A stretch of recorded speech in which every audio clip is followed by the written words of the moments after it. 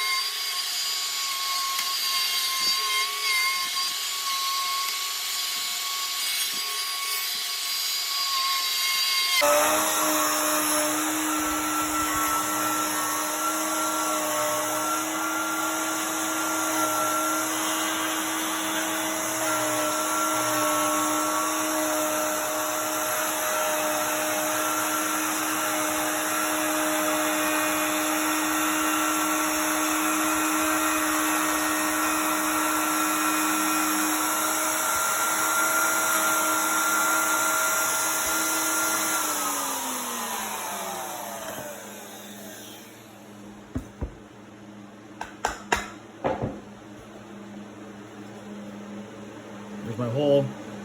That's the end where I pulled back so that I didn't change my hole diameter, but pretty clean cut.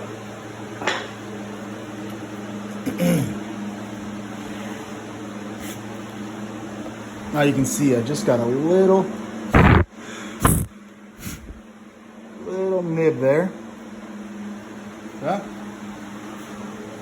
Go over here, grab my drill, my little drum sander on there.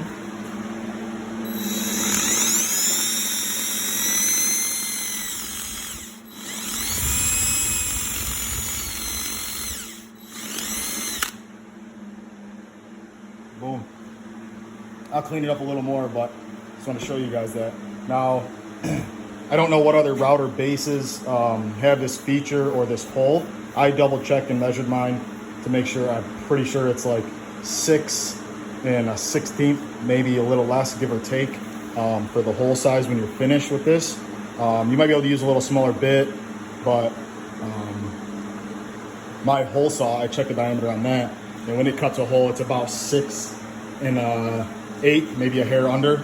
So 6-inch hole saws are a little bit more strenuous. They can kind of jack up your arms if you're not too careful, holding down pressure and even and all that stuff. So this gives you a real nice clean hole. I'll come back with a 1/4-inch round over and make them so they're bag friendly too. So again, Bosch didn't ask me to do this. No one's asked me to do this. I'm trying to help you guys out making cornhole boards. If you have any questions, leave them in the comments below.